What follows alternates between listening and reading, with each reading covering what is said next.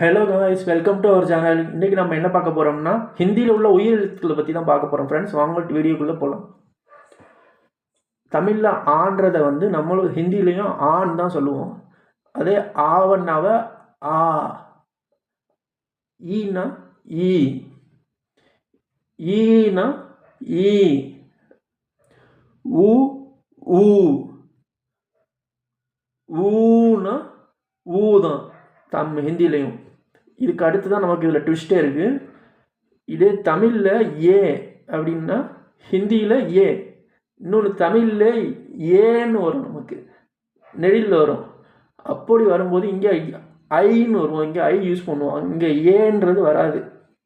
அப்புறமா ஓ, இங்கே நம்ம இதுலேயும் ஓ தான்.